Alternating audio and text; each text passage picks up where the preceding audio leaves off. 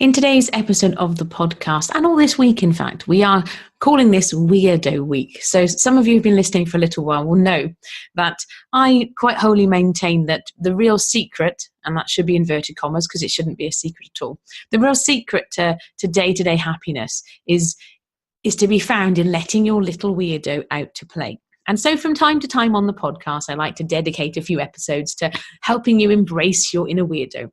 And for the longest time, I really struggled with some of the language around this. You know, I used to talk about you being you and you being, made in the image of God, you, and all this sort of stuff. And I still stand by that. But it wasn't until I had a conversation with one of the mums up at school, a good 2 or 3 years ago now. And we both geeked out over her T-shirt, which made a joke about grammar. And we were both giggling together and commented about how we're both a pair of weirdos.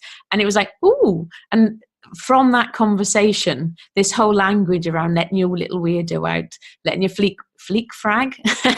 letting your freak flag fly. Well, that's really hard to say. That language evolved from there.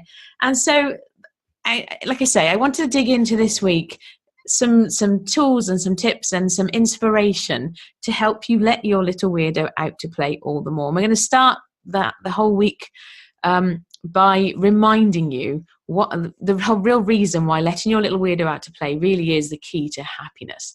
So if you've ever had experiences, and think about this for a moment, if you've ever had an experience where you've been in some sort of social situation and you can feel yourself being squashed. Now, I don't mean literally at a party and you're being squashed, physically squashed, but maybe you're around people where you feel that you can't say exactly what's going through your mind. It might be if you're at a family wedding where there's lots of, your in-laws, or maybe up at the schoolyard is a classic example. There's always going to be people who you feel like you can't be yourself around. And sometimes that feeling of being squashed, we can feel like we're just not letting our brilliance shine. And you're wonderful and amazing. And I am going to remind you of that tomorrow in tomorrow's episode. That's how important it is that you don't forget this. But you being fully self-expressed and pouring all of you into every aspect of how you show up in the world and how you move through the world. That's a wonderful thing to witness. It's a wonderful thing to be a part of. I often remind you that there is no one size fits all with all the, the personal development stuff and the brain hacks that I introduce you to. Those brain gymnastics, there's a reason why it's not one size fits all. There's a reason why one of my big passions is about helping you take those suggestions and making them apply to your own life, because you are you. And to tell you, do this and this and that would be rubbish. Like, I love planning. I have, after many years of buying all the different planners and trying them all out and getting frustrated with it, and I finally basically designed my own. It's very simple, but it works for me, and I use it every single day. And I have a friend then, so in my planner, I list out the few things and I have a weekly overview, but I don't list out in minuscule to the time detail, because for me, that's just too rigid. And I end up going, oh no, and rejecting the whole lot. That's me being me. I have a friend then who likes to get everything out of her head, get it all out there, written down, so that she then knows that nothing is forgotten. That massive list for me would be really paralyzing. That's just one tiny example of how important it really is for you. If you're not already doing this, it's how important it is for you to start embracing who you are. Those quirks and eccentricities and foibles as well. We don't get it right all the time. Those things that make you you. Start embracing that more. And depending on, where you're coming from, I thankfully, and I say that the reason why I say thankfully will become obvious in a moment, I thankfully don't come from a corporate background. I come from a qualified teacher. And so, classroom, lots of children, definitely not corporate.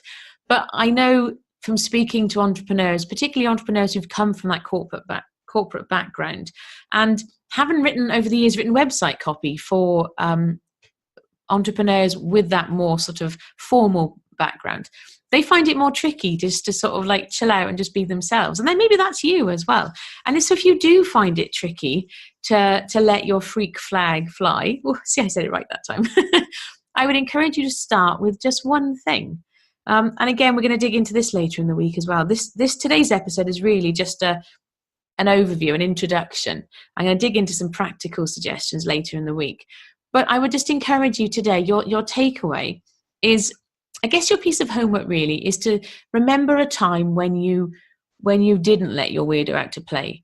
And how did that feel? Now, if you long-time listeners will know, I'm not really very good at pressing on pain points.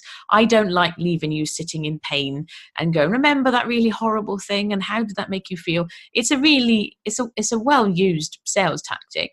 Not that I'm selling you anything, this is a podcast episode, but it's a well-used sales tactic because it works. So I'm not going to sit here and press the pain button. That said, in order to encourage you then to possibly consider trying some of this stuff out later in the week, if you are somebody who knows that you struggle with it, I just want you to at least pause for a moment. Remember a time when you didn't let your little weirdo out to play.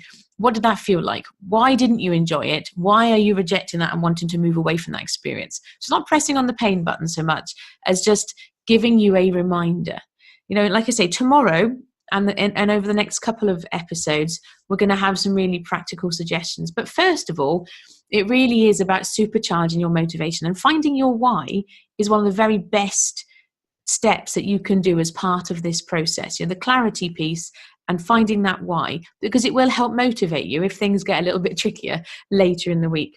And of course, if you need help with this, and if you haven't already booked a time for you and I to share virtual coffee and have a chat about this, I would invite you to go to faithandbusinessplayground.com/talk. You can pick a time on my calendar. In the meantime, though, thank you for being here. I look forward to sharing the rest of Weirdo Week with you. Until next time, take care. Bye-bye.